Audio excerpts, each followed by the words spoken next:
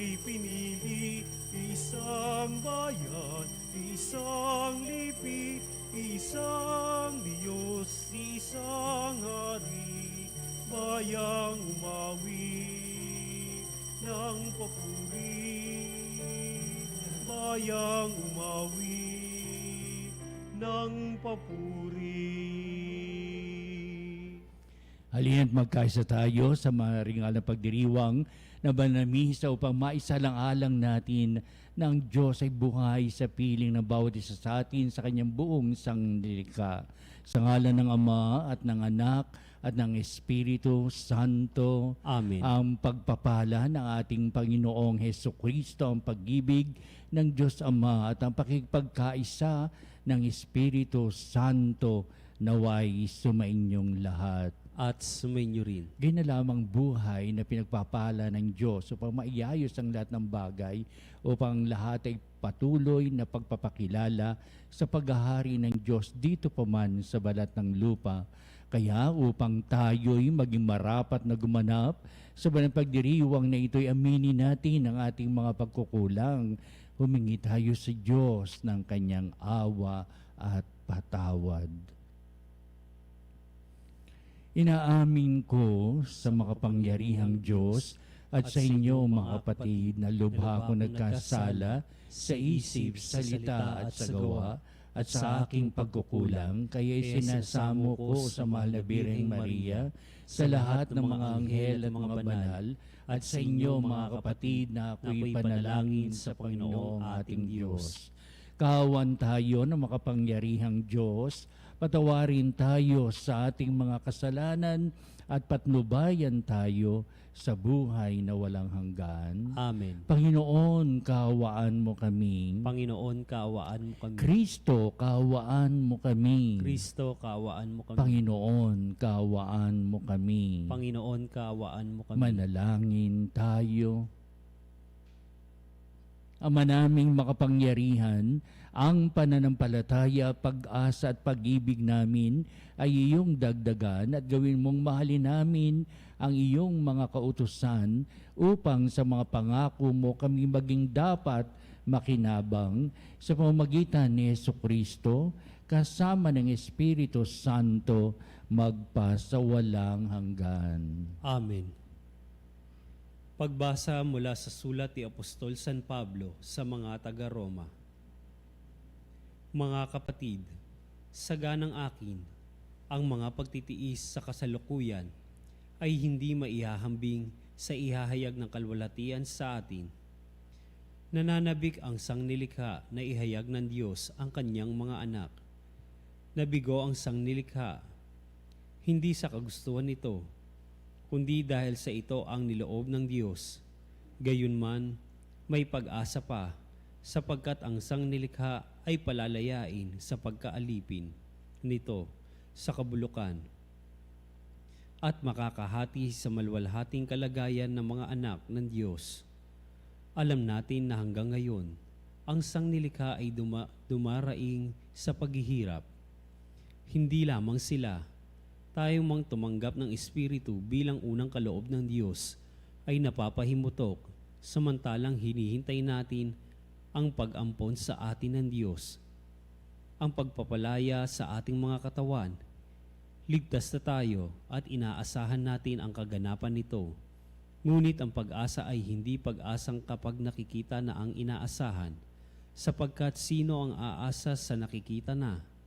Ngunit kung umaasa tayo sa hindi natin nakikita, ito'y hihintayin natin ng buong tiyaga. Ang salita ng Diyos. Salamat sa Diyos. Gawa ng Diyos ay dakila, kaya tayo'y natutuwa. Gawa ng Diyos ay dakila, kaya tayo'y natutuwa. Nang lingapin tayo ng Diyos at sa siyon ay ibalik, ang nangyari kasaysayay parang isang panaginip. Lahat tayo ay natuwa, masasayang nagsiawit. Gawa ng Diyos ay dakila, kaya tayo'y natutuwa. Ang sabi ng mga bansang nagmamasid sa paligid, ang ginawa ng Diyos nila ay dakila, anong rikit. Dakila ngang masasabi, pambihira ang ginawa. Kaya naman kami ngayon, kagalakay di kawasa. Gawa ng Diyos ay dakila, kaya tayo'y natutuwa. Kung paanong inuulan yaong mga tuyong batis sa sariling bayan namin, kami poon ay ibalik. Silang mga nagbubukid na nagtanim na may luha, bayaan mo na mag-aning magsaya't natutuwa. Gawa ng Diyos ay dakila, kaya tayo'y natutuwa. Yaong mga nagsihayong dalay binhit na nanangis, ay aawit na may galak, dalay ani pagbalik. Gawa ng Diyos ay dakila, kaya tayo'y natutuwa.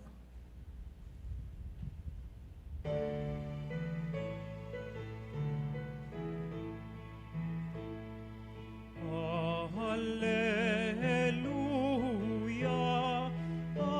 hallelujah, hallelujah, hallelujah. Sumainyo ang Panginoon At sumainyo. ang pagpapahayag sa Ebanghelyo ayon kay San Lucas. Papuri sa iyo, Panginoon. Noong panahon yun, sinabi ni Jesus, ano ang katulad ng paghahari ng Diyos? Saan ko ihahambing ito? Katulad ito ng isang butil ng mustasa na itinanim ng isang tao sa kanyang halamanan. Ito'y lumaki hanggang sa maging punong kahoy at namugad ang mga ibon sa mga sanga nito. Sinabi pa ni Jesus, saan ko itutulad ang paghahari ng Diyos? Katulad ito ng lebadurang inihalo ng isang babae sa 3 takal na harina. Ano pat umalsa ang buong masa. Ang mabuting balita ng ating kaligtasan. Pinupuri ka namin, Panginoong Hesukristo. Madalas na binabanggit na ating Jesucristo tungkol sa paghahari ng Diyos, na ito ang naging panukala niya simula't simula pa ng kanyang pinahayag ang mabuting balita. Ito'y nabibilang sa kanyang mga kasaysayan o istorya o sa mga patalinghaga o sa pamamagitan ng kanyang mga ginagawa sa pagpapagaling sa mga may karamdaman, pagpapalaya sa masamang espiritu at sa mga magandang karanasang ibinabahagi niya sa kanyang mga alagad upang sila'y pangaralan, upang ipahayag ang mabuting balita ng kaligtasan at napakarami sapagkat ito ang buong buhay ni Kristo na kanyang itinalaga sa kanyang misyon. Ang misyon para ipakilala ang Diyos na ang Diyos ay naghahari sa sangkalupaan o ang Diyos ay nasa piling natin na punong-puno ng pagmamahal at pagkadakila na pinapahayag natin upang pagsambay maging karapat-dapat. Kaya ito ngayon at maikli ang ating mabuting balita at ito'y pinapahayag ano maitutulad sa paghahari ng Diyos. Maitutulad. How can you compare it? Upang sabihin, oo pero hindi ganito talaga ang paghahari ng Diyos. Maitutulad lamang ito. Magiging makahulugan lamang ang paghahari ng Diyos kung ito'y bibigyan ng halaga at kahulugan.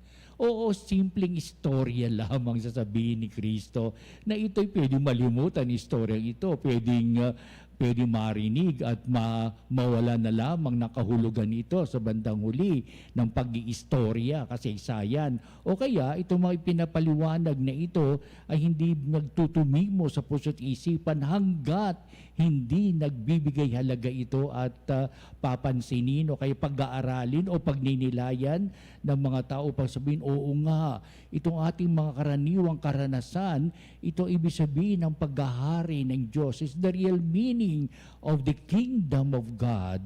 Kaya kwentong katulad nito ang paghahari ng Diyos.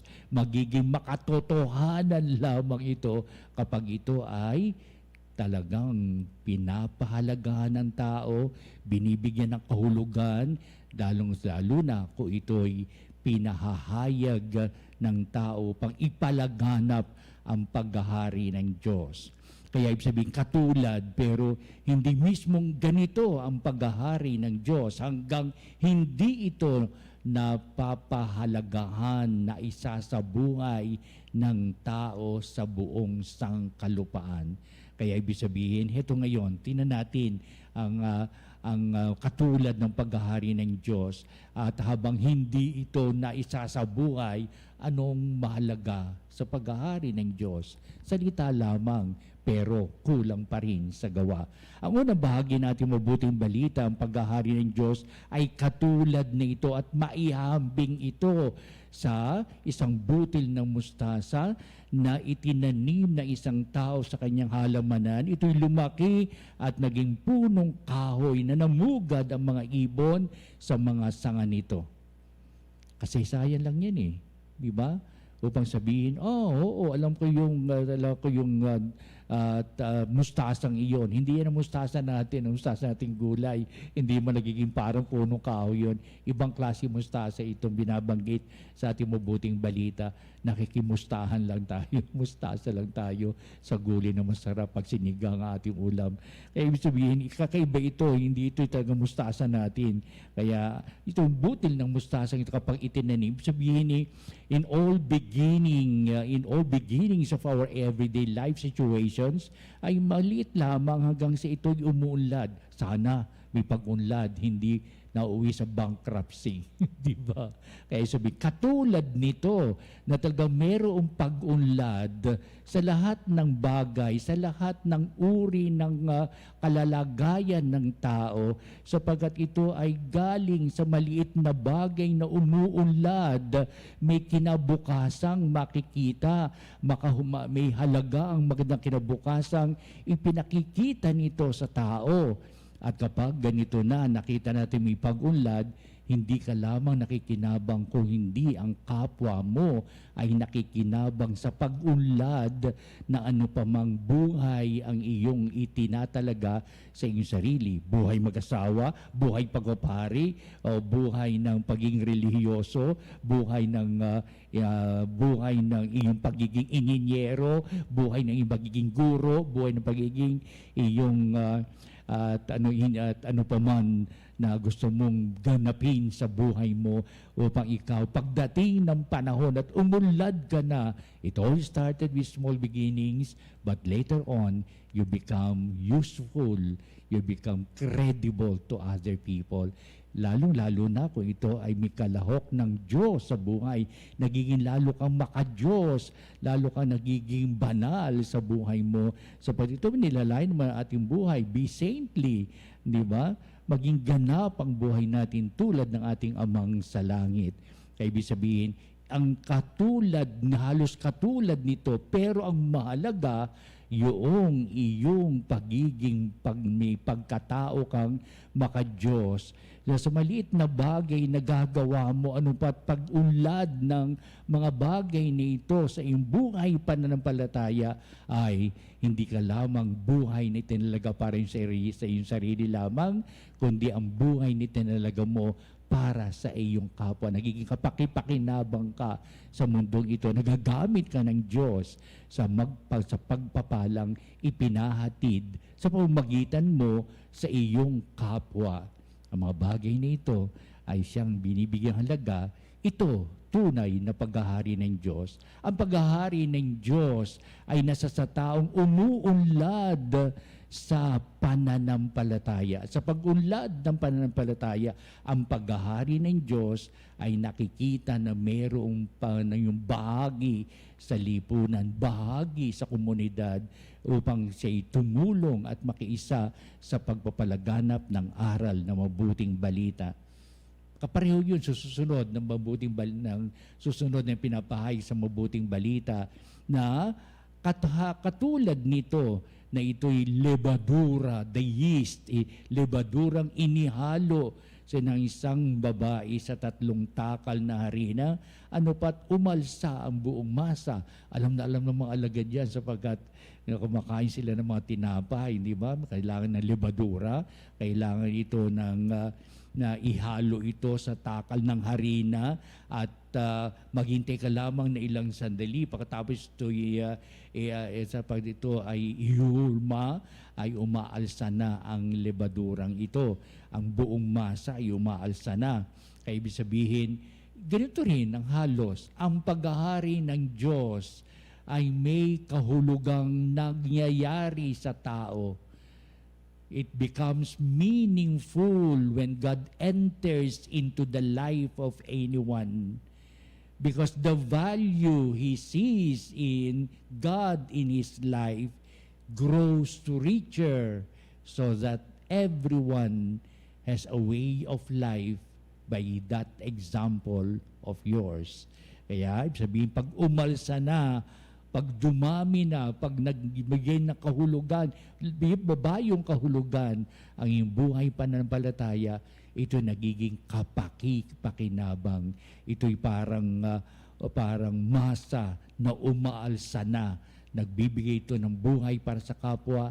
We share the good life to other people and we make a good life out of simple beginnings din. Pero kailangan may pag-unlad upang ito'y higit na makatulong sa kapwa. Nawa ito pagdiriwan ba na misang ito? Oo, how simple it is, but richer in the goodness of the Lord.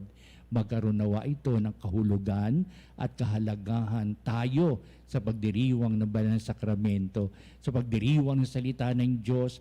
Ito't mga simpleng mga bagay na binibigay, mga talinghaga, mga kasaysayan, pero magsisimula ito sa ating pinagtutuunan ng mabuting balita, naway umunlad sa karunungan, umunlad sa pakikipag-ugnayan sa kapwa, at umunlad sa lahat ng bagay na may kinalaman sa pag-alsa o pag-ibibigay kahalagahan, importansya ng buhay para sa kapakanan ng ating kapwang, lalong-lalo na nangailangan ng ating mahalagang pagkalinga. Pagkalooban tayo ng Diyos na magandang pampananaw sa buhay at kaaya-aya, at nang sa gayon, maging ang buhay natin ay tunay na nailalaan ng Diyos para sa ating kapwa ngayon at magpa sa walang hanggan. Amen.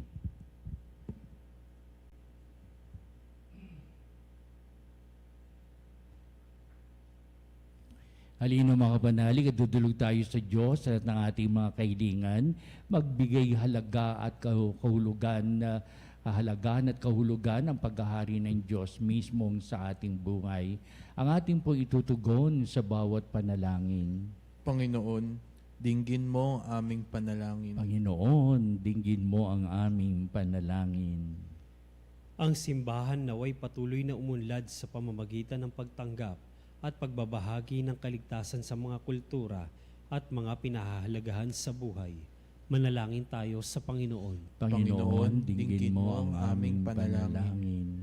Yaong mga nasa programa ng pagpapaunlad ng ekonomiya, naway bigyang suporta ang mga magsasaka at yaong mga nagpapaunlad ng lupa, naway alagaan at igalang ang likas na kalikasan.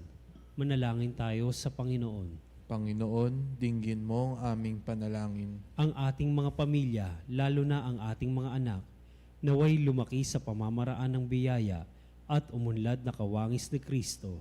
Manalangin tayo sa Panginoon. Panginoon, dinggin mo ang aming panalangin. Ang mga may sakit, naway maging matatag sa kanilang pananampalataya at mapalakas sa pamamagitan ng ating pag-aalaga at pagkalinga. Manalangin tayo sa Panginoon. Panginoon, dinggin mo ang aming panalangin. Ang ating mga mahal na yumao, naway masiyahan sa kapayapaan ng kaharian ng Diyos. Manalangin tayo sa Panginoon. Panginoon, dinggin mo ang aming panalangin. Hindi natin tataas ang ating mga panalangin, ating personal intention, at ito ang layunin ng buhay natin. Oo nga, at mahalaga ang buhay, pero isa-isahin natin nang tayo maging lalong karapat-dapat sa ating kapwa, sa ating mga paglingkuran, at upang buhay natin maging huwaran sa paningin ng Diyos at sa paningin ng ating kapwa. Kaya Ama, dinggin mo nawa itong aming mga pagdulog na kami hinuhubog mo sa tamang landas na aming buhay pananampalataya. Itong aming mga pagdulog na ito, Hari nawa, lumaganap at tunay na umalsa sa sambayan ng aming kinabibilangan. Kaya ang lahat na ito hiniling namin sa pamamagitan ni Kristong ating Panginoon. Amen.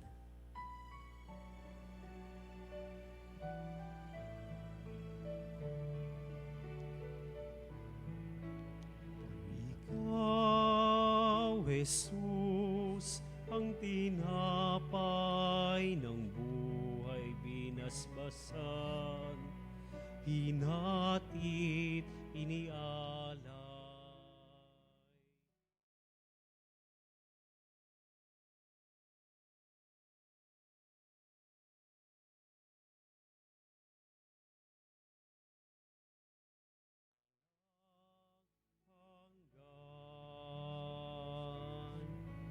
Basbasan ang buhay naming handog, naway matulad sa pag-aalay mo.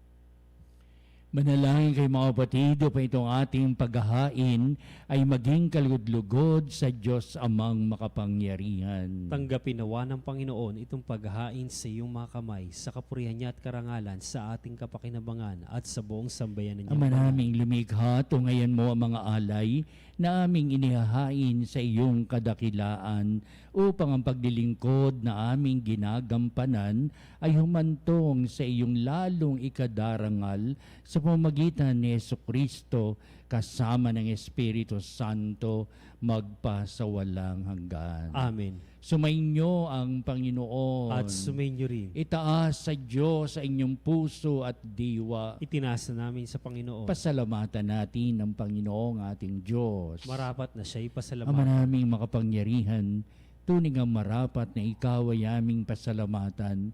Pinabibigyan mong ito'y aming maihayag, kahit na ito'y walang anumang maidaragdag sa kadakilaang sa iyo ay likas. Sa pagpupuri namin ay nakikinabang, ay kami ring iyong pinakikiharapan sa pamagitan ng iyong anak na minamahal. Kaya kaisa ng mga anghel, nagsisiawit ng papuri sa iwalang humpay sa kalangitan, kami nagbubunyi sa iyong kadakilaan.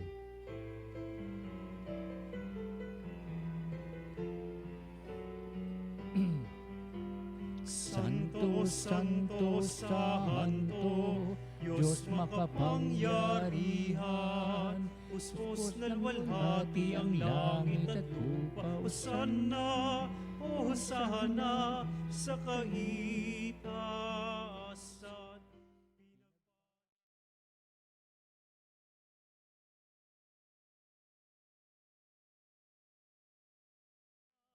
Sa kaitaasan.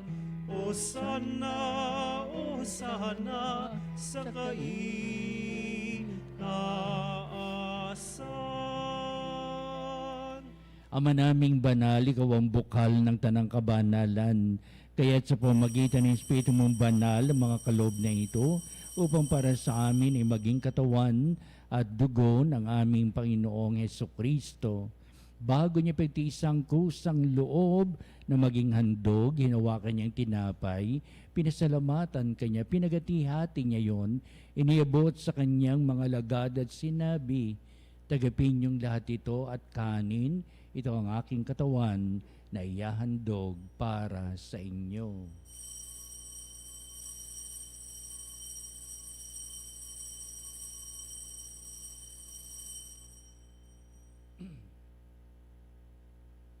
Gayun din naman, pagkatapos ng hapunan, hinawakan niyang kalis, muli kanyang pinasalamatan, inibot niyang kalis sa kanyang mga lagad at sinabi, "Tagapin niyong lahat ito at inumin ito ang kalis ng aking dugo, ng bago at walang hanggang tipan, ang aking dugo na ibubuhos para sa inyo at para sa lahat sa kapagpapatawad ng mga kasalanan.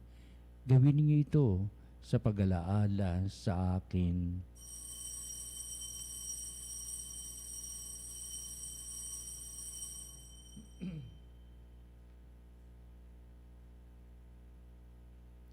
Ipagbunyi natin ang misteryo ng pananampalataya. Si Kristo ay namatay,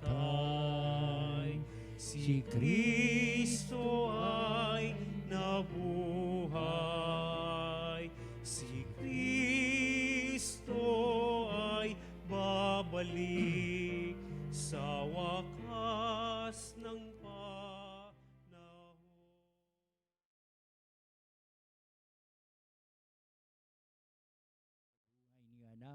Kaya tiniyalay namin sa iyo ang tinapay, bibigay buhay at ang kalis na nakakaloob ng kaligtasan.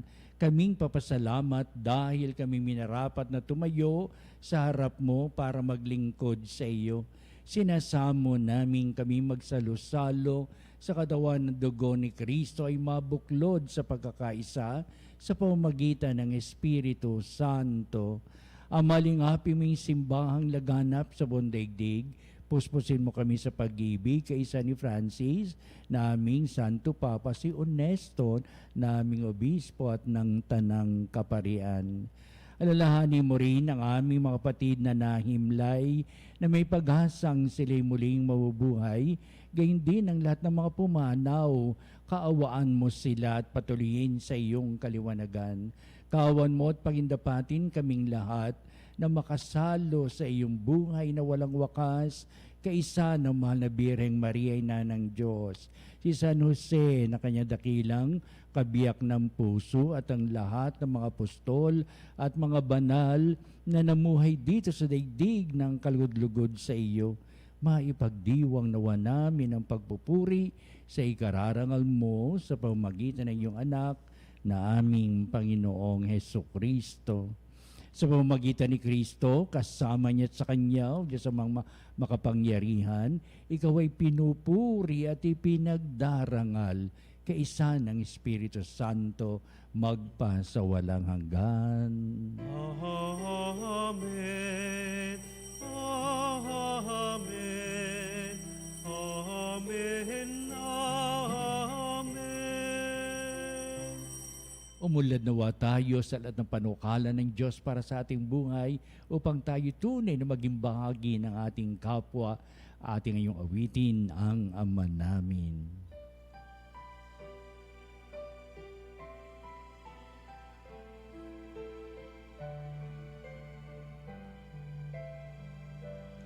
Ama namin, sumasalangit ka.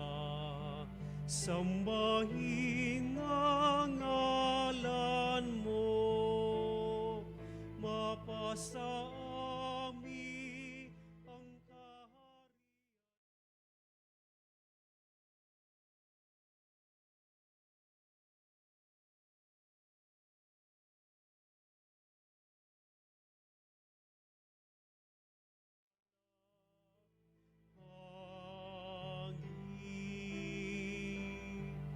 Bigyan mo kami ngayon ng aming kakanin sa araw-araw at patawarin mo.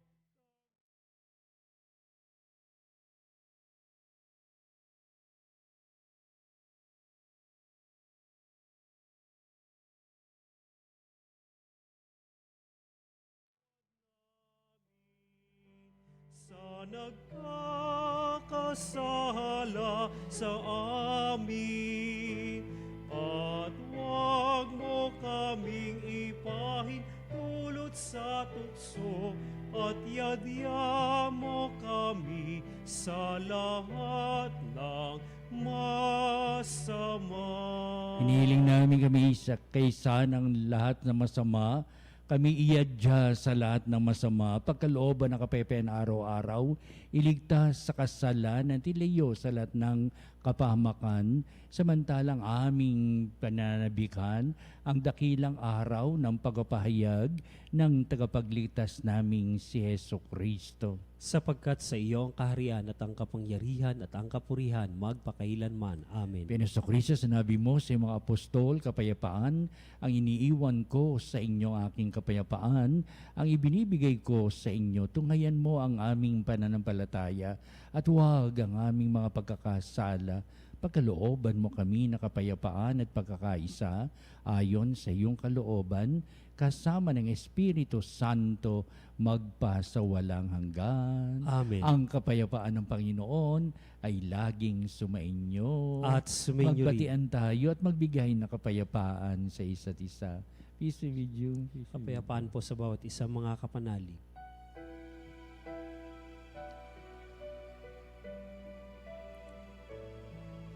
Cordero ng mga kasalanan ng sanlibutan. Maawa ka.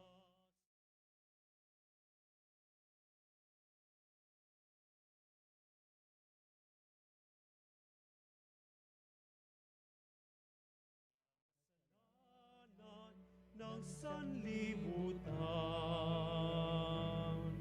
maawa ka sa amin. Agnus Dei qui tollis peccata mundi, dona nobis pacem, dona nobis pacem, dona nobis pacem.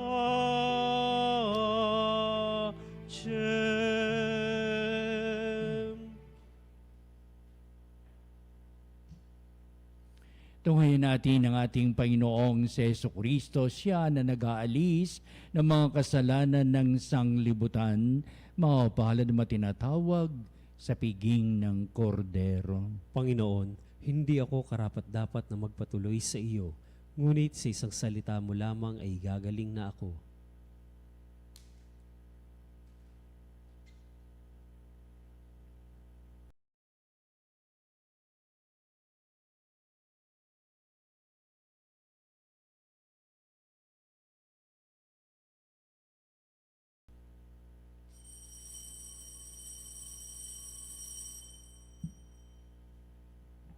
Mga kapanalig, ating dasalin ang komunyong espiritual.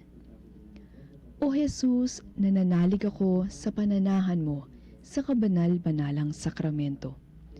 Minamahal kita higit sa lahat at hangad ka ng aking kaluluwa. Hindi ko man matatanggap ngayon ang iyong katawan at dugo, inaasahan ko na patuloy kang mamumuhay sa aking puso. Naniniwala ako na narito ka at kaisa ka ng aking buong pagkatao. Huwag mong ipahintulot na mawalay ako sa iyo. Amen. Panalangin sa Birhen ng Katotohanan. O Birhen ng Katotohanan, Ina ni Jesus, ang nagkatawang taong salita, salamat sa iyong anak. Tinatanggap ko siya bilang aking katotohanan at kaligtasan. Sa pakikinig sa salita ng Diyos, tulungan mo akong maging malaya. Sa oras ng hirap at pagsubok, linawin mo sa akin na nasa krus ang tagumpay. Sa aking paglalakbay, akayin mo ako sa buhay ng paglilingkod at sa buhay na ganap at kasiyasiya. Kupkupin mo ako at ang aking mga kapanalig na nakikinig, natututo at nagmamahalan. O Maria, Birhen ng Katotohanan, ipanalangin mo kami. O Jesus, ikaw ang daan, ikaw ang katotohanan, at ikaw ang buhay. Iligtas mo kami. Amen. Amen. Manalangin tayo. Ama naming mapagmahal, maging lubos nawa ang aming pakikinabang sa tinanggap namin sa piging mong banal, upang aming ginaganap ng lantaran ay siyang aming makamtang tunay sa pamamagitan ni Jesucristo kasama ng Espiritu Santo magpasawalang hanggan. Amen. Susunod po natin ang pagtatanghal sa kabanal-banalang sakramento at sa ating pong pagtatanod at mga panalangin. At sa bandang huli, ito po magbibindisyon sa atin bilang pagwawakas ng ating pong banal na gawain. Isa po muna.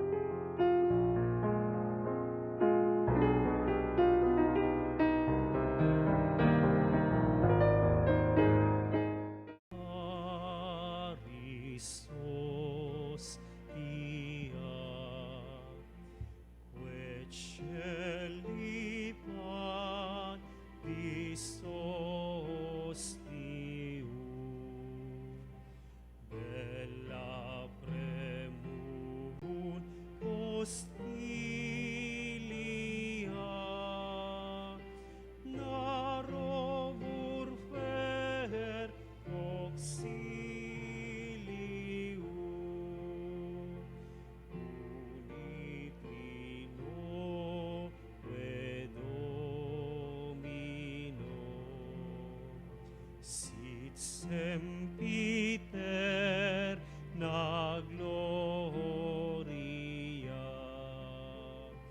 Qui vitam sihi ne termino,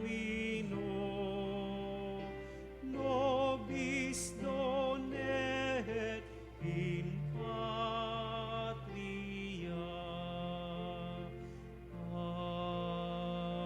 Amen. Mga kapanalig, bilang isang bayang tinawag ng Ama kay Heso Kristo na pinagbuklod sa iisang katawan, tayo'y manikluhod at sumamba sa Panginoong Heso Kristo sa kabanalang sakramento sa altar. Sa sandaling ito ng pagpupuri at pagsamba sa banal na sakramento, alalahanin natin ang ating mga kapanalig na kasama natin ngayong nakikinig at nakasubaybay sa ating himpilan. Higit sa lahat, ang ating mga may sakit at mga nakaratay sa banig ng karamdaman, ang mga nasa paggamutan at kanilang tahanan, at ang lahat na tanging sa Diyos lamang umaasa ng kagalingan. Gayon din, panalangin natin ang mga nanghihinaan sa kanilang pananampalataya, ang mga nakararanas ng matinding kalungkutan, takot at pangamba, ang mga nawawalan ng pag-asa at lakas ng kalooban. O Diyos, halina at kami tulungan. O Panginoon, magbadali ka sa iyong pagdamay. Papuri sa Ama at sa Anak at sa Espiritu Santo. Kapara noong una, ngayon at magpasawalang hanggan. Amen. Purihin ang makapangyarihang Ama na nagsugo sa kanyang bugtong na anak upang tayo'y maipagkasundo sa Kanya. Pinupuri ka namin ngayon at kailanman. Purihin ang Panginoong Hesukristo, ang Kordero ng Diyos, na nag-alay ng Kanyang katawan at dugo bilang pagtubos sa sala ng tanan. Pinupuri ka namin ngayon at kailanman. Purihin ang banal na Espiritu, ang Panginoong nagpapabanal, na pumupuspos at nagbibigay kagalingan sa lahat. Pinupuri ka namin ngayon at kailanman.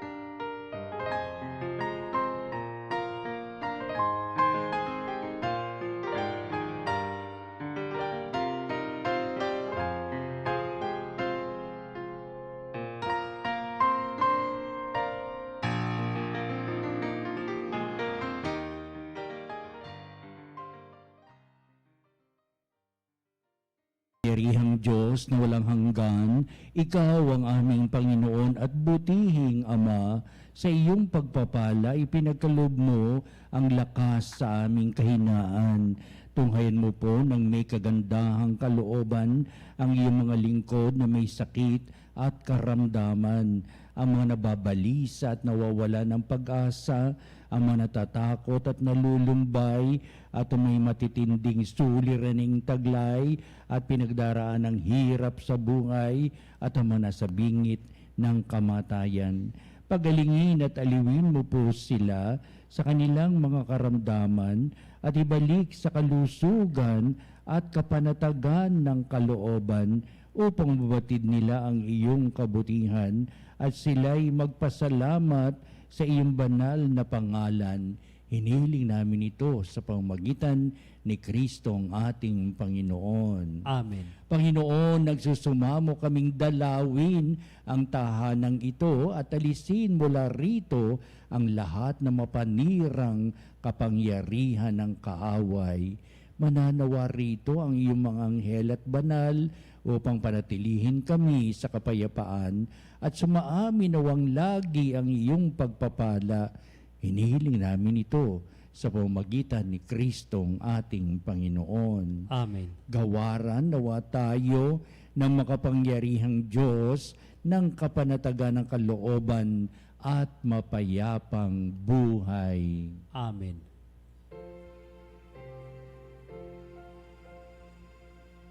Tantum ergo sacramentum veneremur cernui et antiquum documentum novo cedat ritui Pides supplementum sensum defectui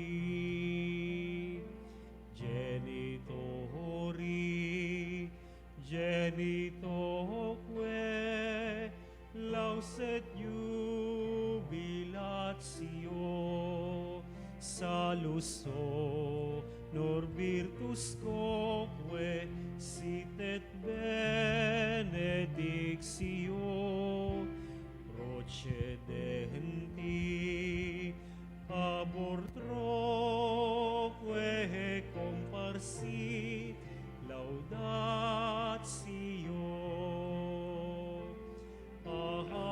Amen. Amen. Panem Dei cielo, prestatisti eiis. Omne delectamentum in se habente. Oremus.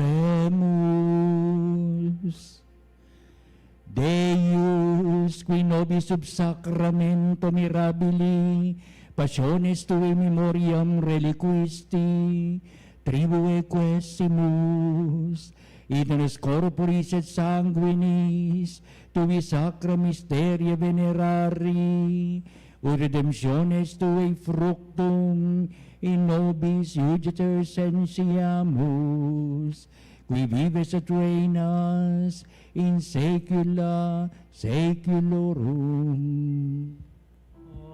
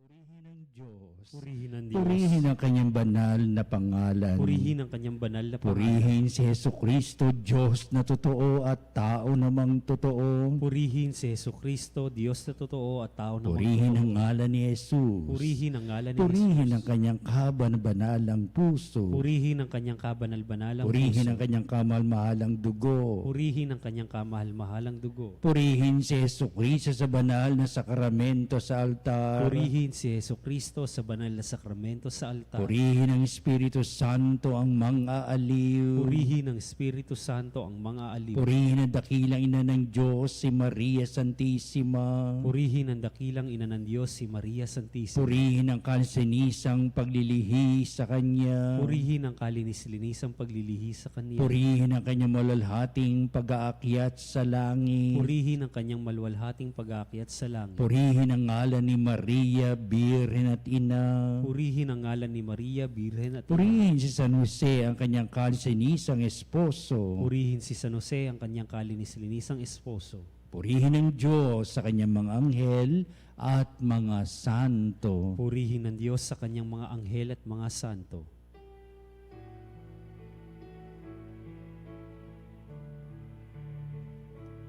O Sacrament most holy, O Sacrament divine,